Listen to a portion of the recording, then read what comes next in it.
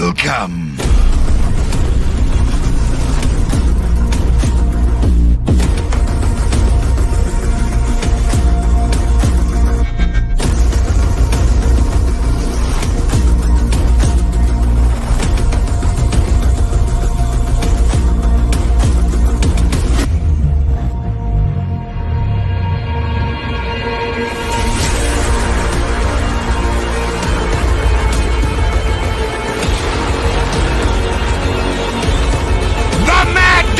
Adega, Outlaw!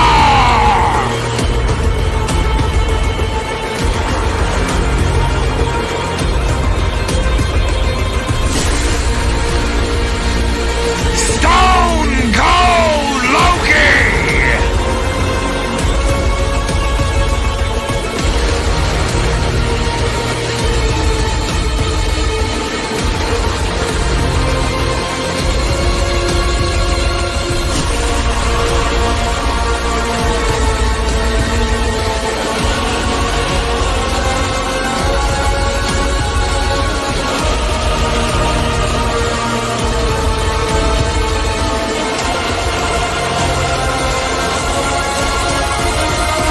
Ladies and gentlemen, welcome to 7 Kinds of Mischief!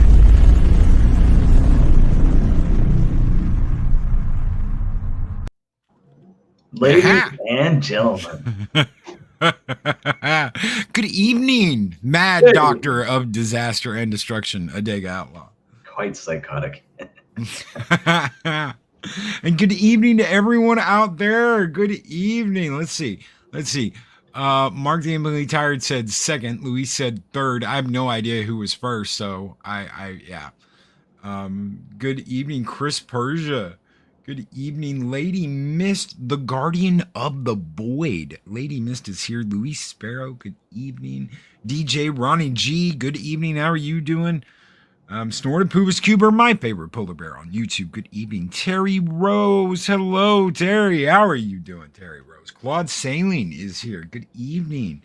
Good evening, guys. Southern Biking. How are you doing? Apollome's Minion. Guys, Apollome's Minion is so cool. If you ever get a chance to meet her, absolutely awesome. Absolutely awesome. It's like meeting Adega for the first time.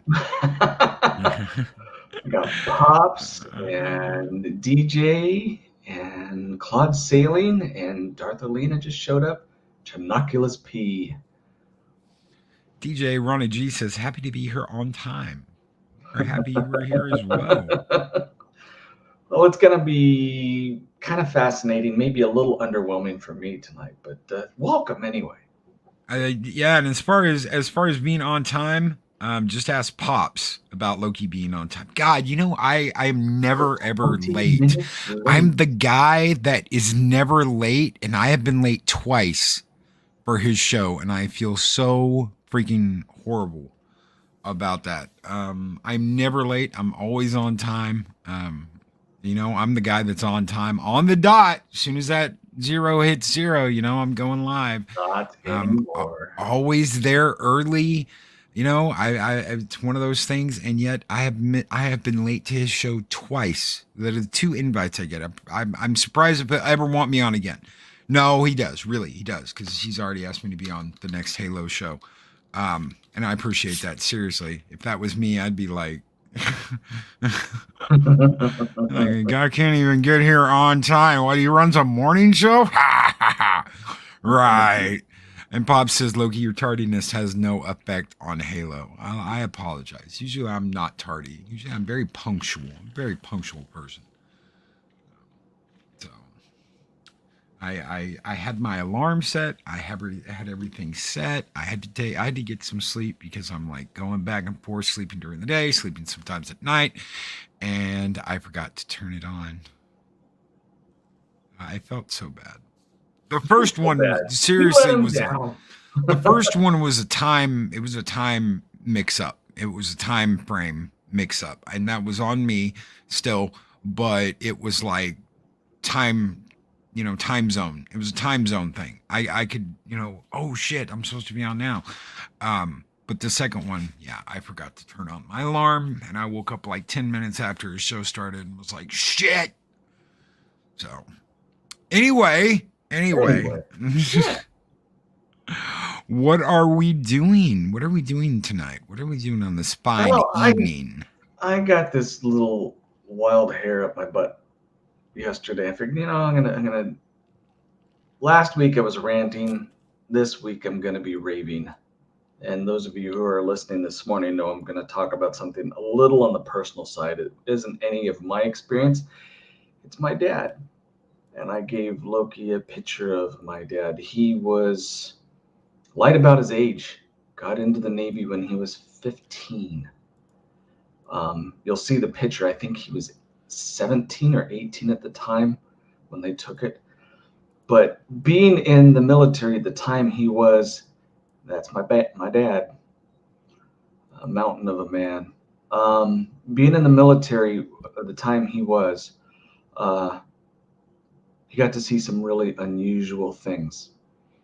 And his first mission was something that you guys will, I think all of you will recognize.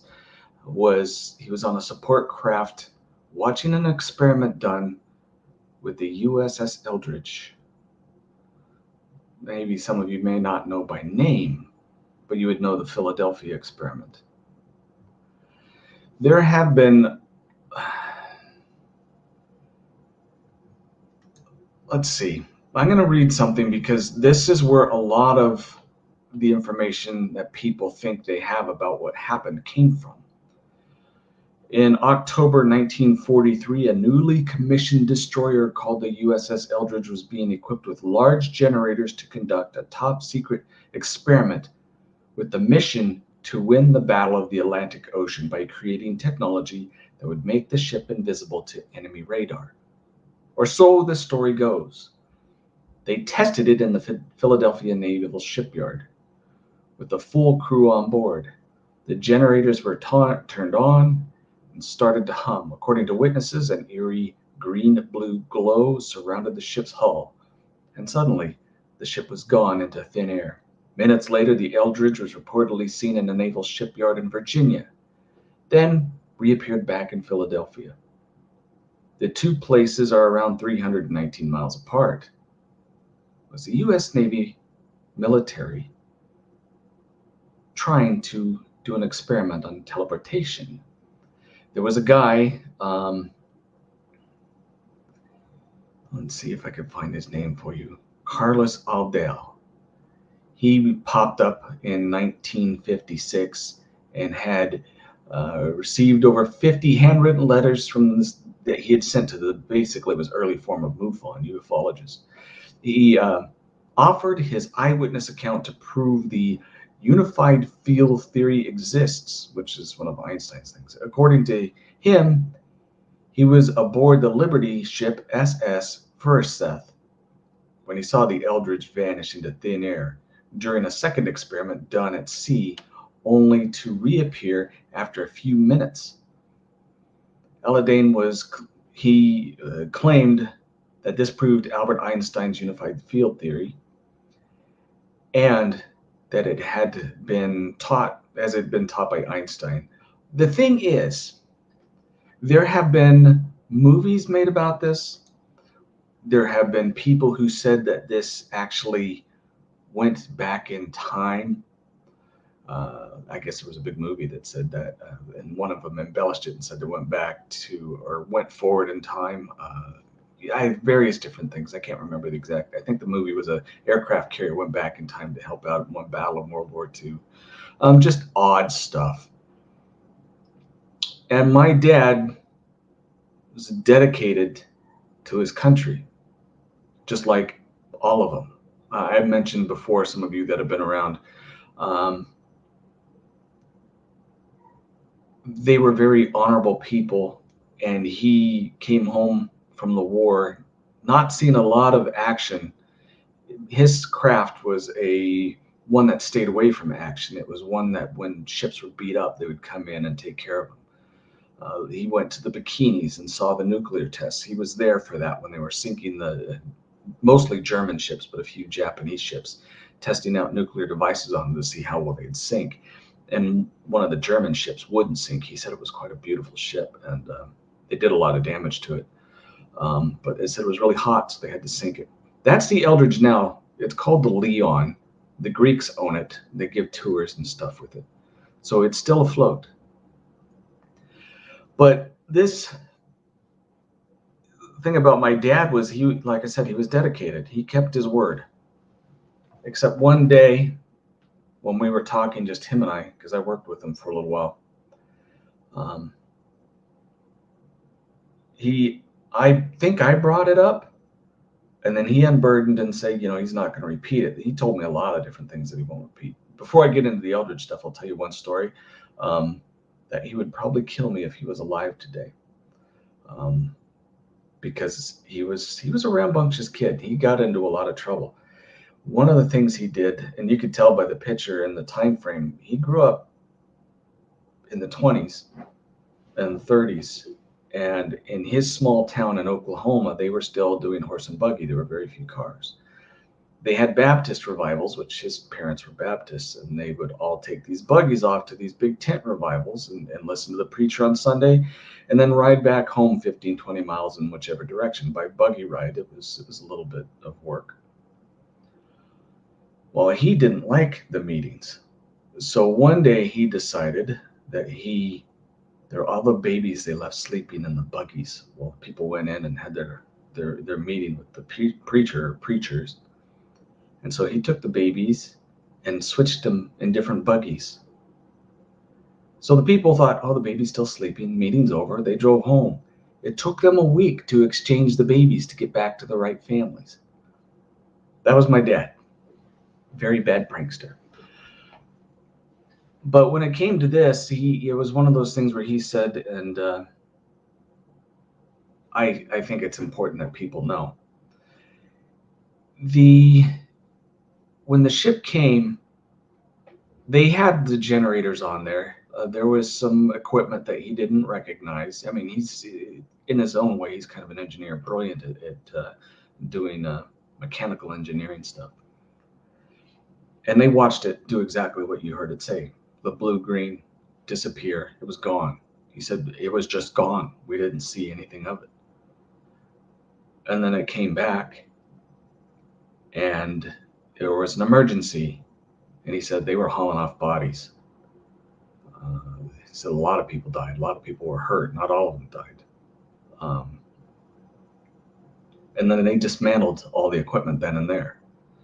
He says they don't know if they redid it again, but the stories of it being traveling through time or jumping through different places from place to place is all a fabrication.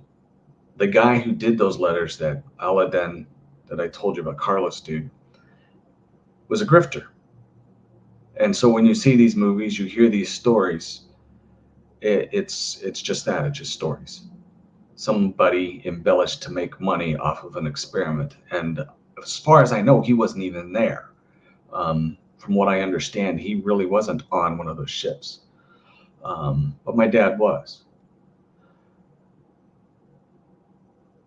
Now, from what I gathered and what my dad hinted at, this was taken or modified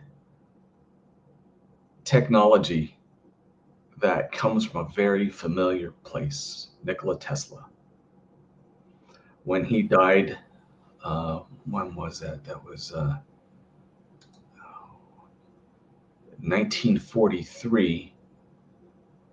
The government had been watching him pretty hard, trying to learn everything that he did, pestering him night and day. Eventually, they stole all of his equipment.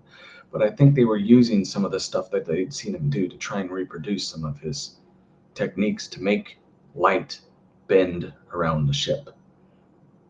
And like I said, my dad says it worked. It absolutely worked. Too well, in fact, that it caused deaths. I would imagine having something that powerful, that our government would not just simply disassemble it and mothball it. There were a lot of honorable men back at the time, but there were also the same people who ran Operation Paperclip, where we know the Russian war criminals. They may have had some intense ideas and brilliant minds when it came to technology. They didn't face justice because those same people in our government decided they needed to have nice new identities and housed here in the United States. And combined with the information from Tesla, I would imagine that this is perfected and ancient technology to us now. There's probably things out there, and I've seen videos and images of personal suits where people can run covert operations without anyone ever seeing them. There's kind of a famous video that came out of Afghanistan with, it was kind of like a shadow thing, but you could see it deliberately run up, and if you weren't looking straight at it, you'd never know it was there. But it was a guy who ran up and sabotaged one of the enemy tanks and then ran off. But it was like looking at the Predator. So I just wanted to share that with you just to get clear the air that this was a real deal, and the ship really did disappear. And the reason why I know it really happened is because my dad told me. And that's one of the reasons why, even when I was young age, I started studying weird stuff like this to find out that, we do secret experiments around the world. The things that they tell us happen don't necessarily happen the way that they are. But if you go to Greece, you can see this ship.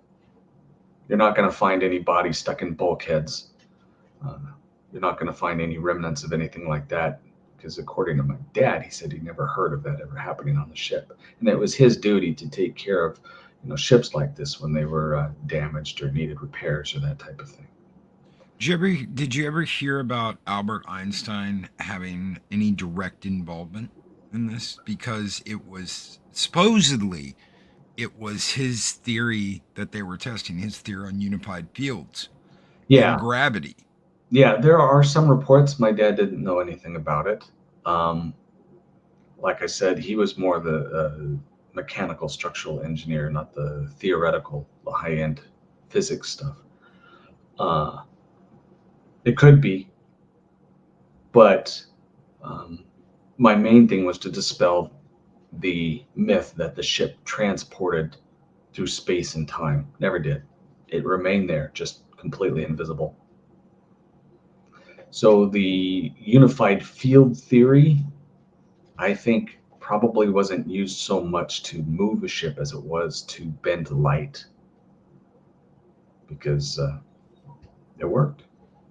Just the poor sailors that were aboard ship didn't fare too well afterwards. There is another story that talks about the fact that Hans Kammler, the who was a member of the German SS during World War II, was experimenting with anti-gravity fields, and that's what they were trying to do on the ship. And obviously, if that was true, something went wrong, and they had an issue. The Eldridge was refit with all these generators at the Philadelphia Naval Shipyard, which is obviously why they call it the Philadelphia experiment. Yep.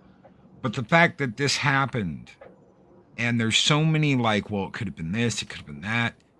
No matter what anyone says, something was going on.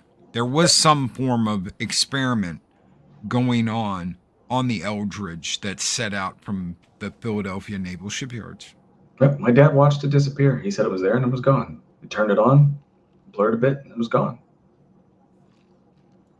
Speaker for the Dead says, and here we thought the Romulans created the first cloaking device. Right. But I don't think anti-gravity, from what I understand and the theories of that, I don't, at least my understanding, not any witnesses or reported things that are reliable. I don't see how it would have worked.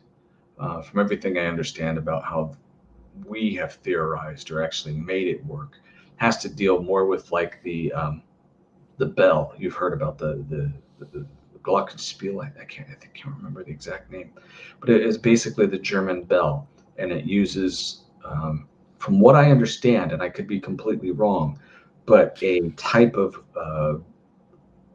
electrified, supercooled red mercury. And it makes things near or almost completely weightless to where it can be moved with just puffs of air. So beyond that, I don't know. Well, there's also another tale of something called the Aurora, which was a aircraft supposedly that was designed in the late 80s Yep. that some people theorized had something called a gravity drive. And what that gravity drive was supposed to be able to do was, if you can think of gravity in three-dimensional terms, imagine falling, but you're not falling down, you're falling forward. Right. So there is no thrust. You have no big engine in the back pushing you forward. You have gravity pulling you Yep. forward. Yep. Yep. I've heard Supposedly about that too. this was how it was going to get into space, low orbit around the Earth, um, but that it was a byproduct of the Philadelphia experiment. I doubt that. From everything that he told me and from what I've studied, I don't think. I think that's just someone embellishing more on stuff that they don't understand. And the Oh yeah, falsehoods from this one guy who made up these stories because he was a total grifter. He sold a lot of books, but he had no clue what actually happened. but this was supposed to be at the time in the late 80s. The SR-91 was supposed to be a Mach 5 plane, and at the time nobody could see how anything was going to be able to fly that fast under normal with like afterburners, anything conventional. There was no conventional way to get a plane to Mach 5. Well, I had I've lived a weird life because I've ran into so many different people. One of my friend's dads was an engineer with McDonnell Douglas, and you guys might know them. They helped work with the space shuttle, but he worked on secret projects, and he'd go out on scout trips with us. And he would never actually tell us directly, but there was one time we kind of got him talking about his work a little bit. And he says, "Well, I can't tell you what exactly I do, but I want you to use your imagination." And he says, "Imagine sitting in a tank or a plane where you don't have any controls, but you feel the tracks like you're running, or you feel the wings like you have your hands out." And he was talking about a neurological interface where it bypassed the body and you were controlling your vehicle strictly by brainwaves. And it led on to some of the aerospace different things where he hypothesized and said, "This is all hypothetical, all hypothetical." Where I think the things that we thought were probably going on in the 80s, we had already passed that. Where the Aurora was fully operational before then. It just, that's what he hinted at. Now, to know for sure, I don't know. But like I said, he was an engineer. His dad's funeral, that guy, he passed away. Just a month ago, I think. My friend sent pictures. So yeah, but he was a good guy. There's a lot of things we don't know about, but this I just wanted to clarify in case you don't know what happened. This is what happened. It disappeared. They bent light around the ship, and people died. Everything else is a bunch of Hmm. poop. Yeah, yeah. So All that's it. right, all right. Thank you, Adega. Yeah. So I've got it. It's not a long story tonight, ladies and gentlemen. It's long enough, but it's not a long story. It is just one part, and it is called. This is written by our good friend R.M. Staniforth, and I'll have a little message after this. Um, then we'll get out of here. This is called "I Was Going to Kill Myself Until Someone Tried to Murder Me." I was done. This time I meant it.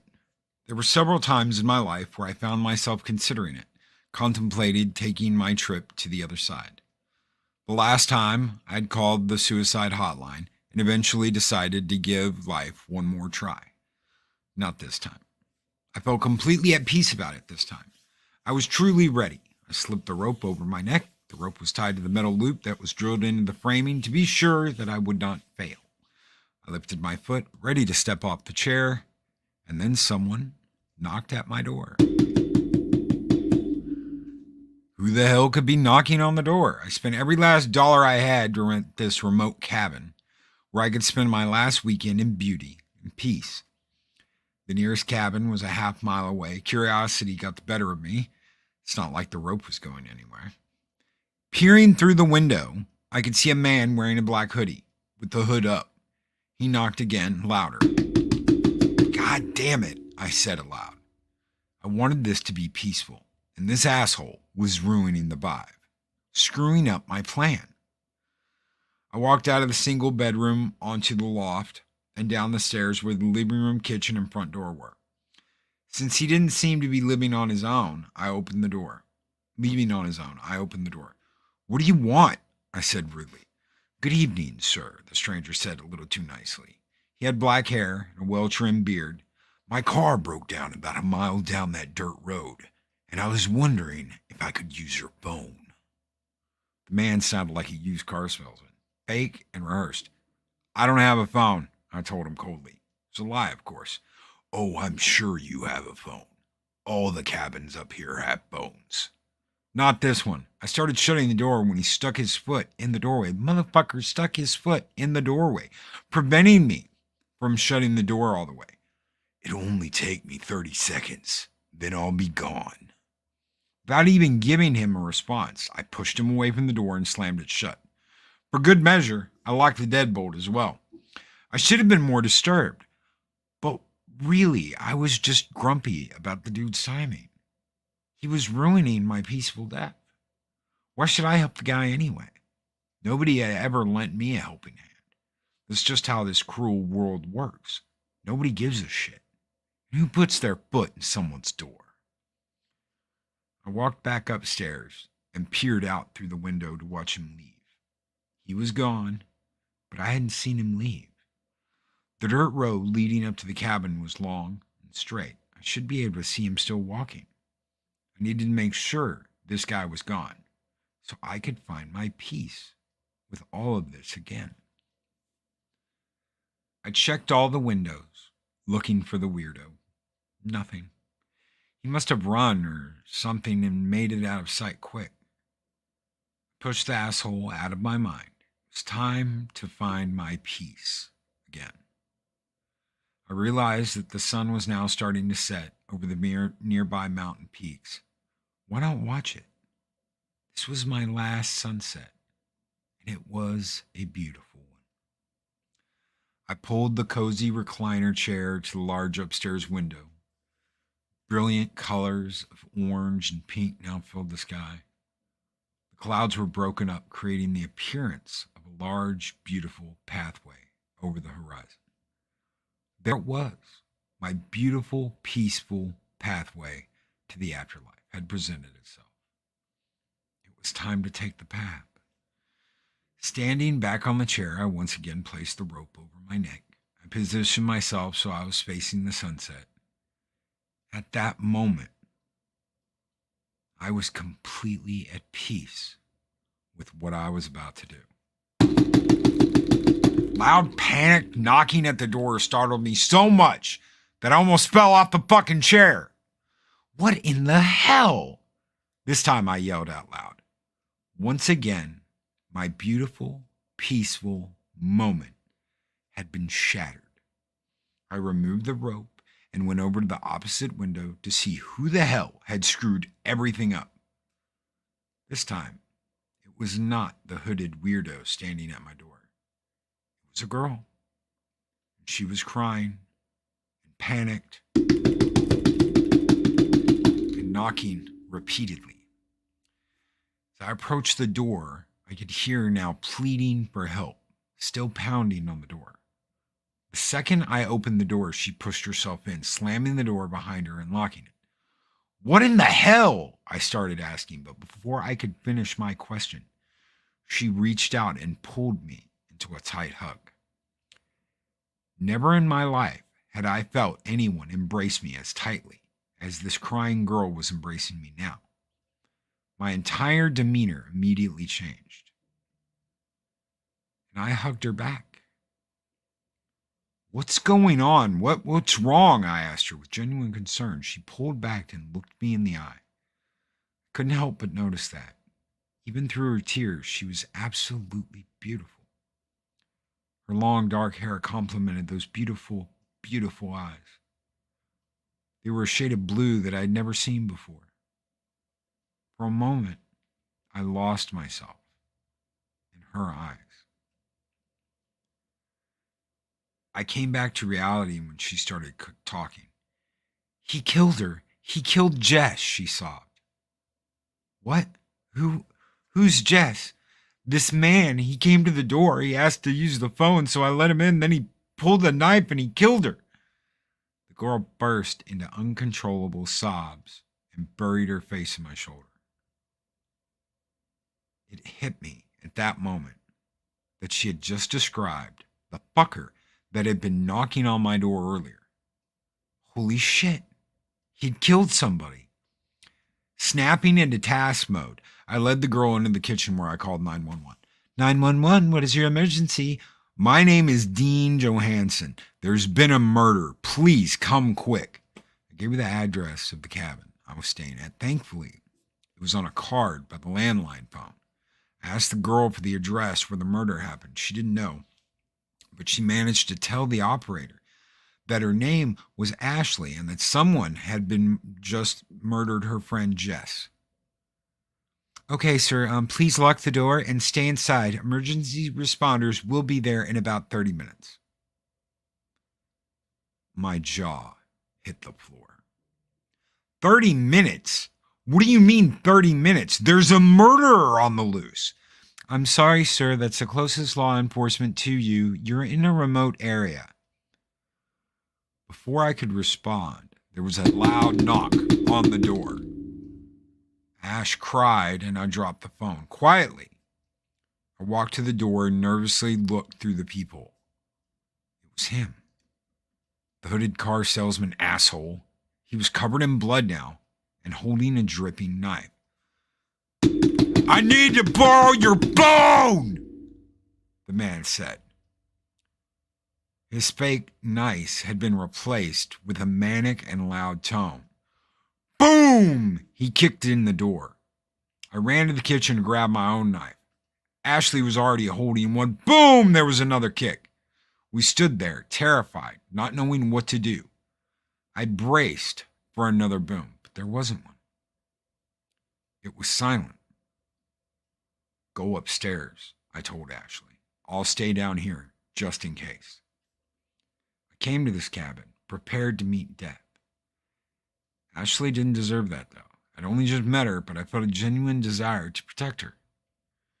She nodded and headed up the stairs. Just as she crossed the final step, the window of the sliding glass back door exploded as a rock blasted through it. The man came climbing in through the large window. The expression on his face was one of adrenalized mania. I grabbed an ugly vase off the nearby end table and threw it at him with all I had. It missed terribly. Knife still in my hand, I picked up a wooden chair and charged at him with a bravery I'd never felt before in my life.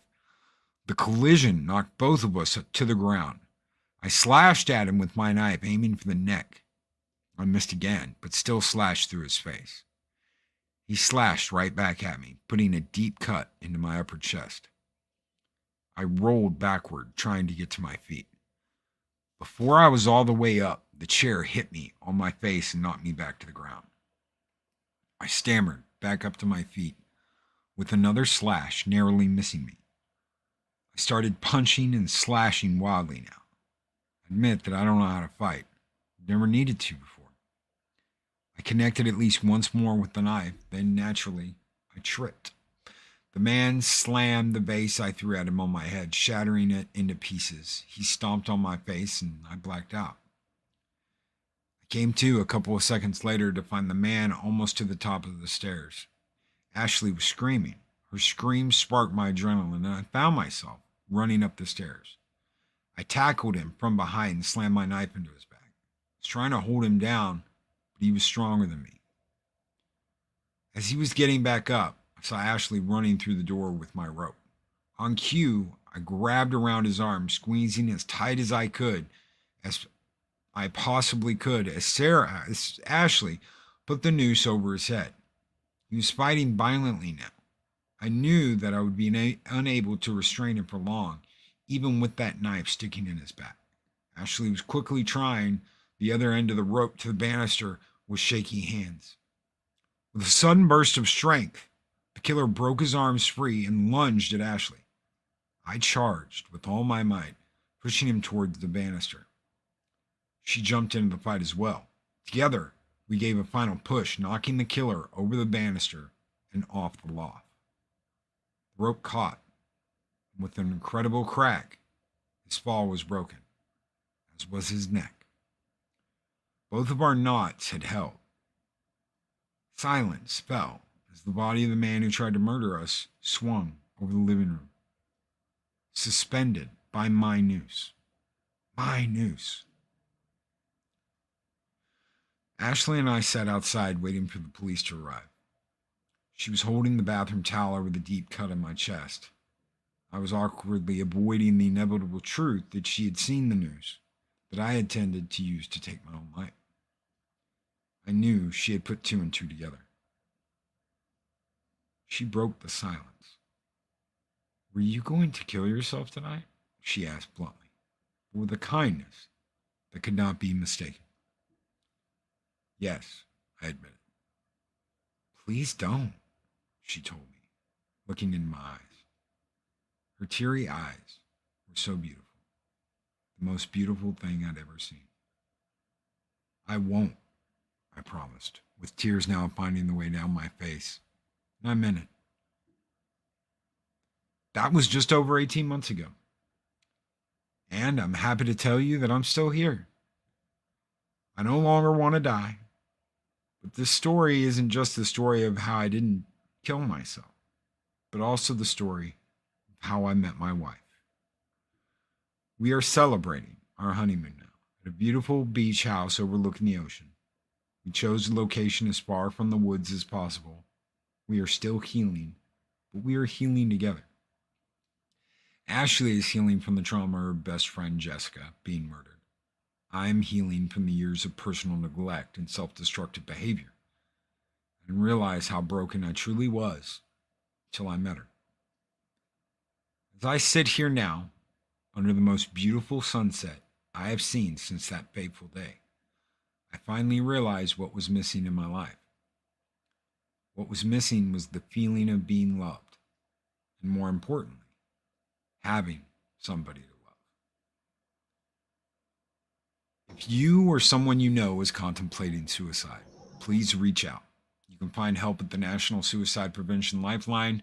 In the USA, it's 1-800-273-8255.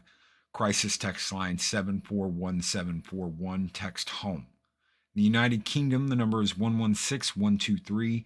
And the Trans Lifeline is 877-565-8860. Thank you, everyone, so very much for being here tonight. Yeah, very much. Thank you. Was that a true? That almost sounds like it could have been a true story.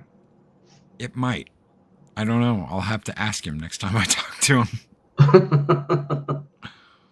I'll have to ask him. So. I got a dog whining. She wants to get out of the room. Oh, puppies. Okay, ladies and gentlemen, give me 1 second because there is something I want to throw into here. God, where is his channel at? Give me just a second, guys. Let me pull up. Let's see. Where are you at? Oh my God, I can't find his channel. Okay, I'm going to be live here in just about 20 minutes over on Nerdporial's channel. I am trying to get the damn link to Nerdporial's channel. And I do not know why I didn't do this earlier. Here we go. Okay, so give me just a second. I'm going to give you all the link. All right, we're going to be going live in about 20 minutes over on that channel, guys. That is the link to the actual stream.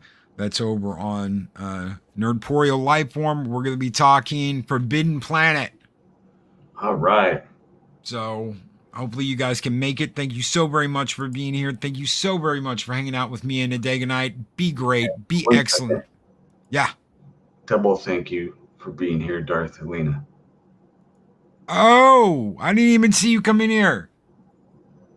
Please get help. It saved my life. Thank God for good friends. Thank you, Darth Arlena. Thank you. Thank you for being here. An unbelievable friend. Thank you. Guys, take care. Be excellent to each other. Always speak friend to enter. And me and Adega will see you guys next week on 7 Kinds of Mischief. See ya. These videos are tremendous. Like, comment, and subscribe, and hammer that notification bell.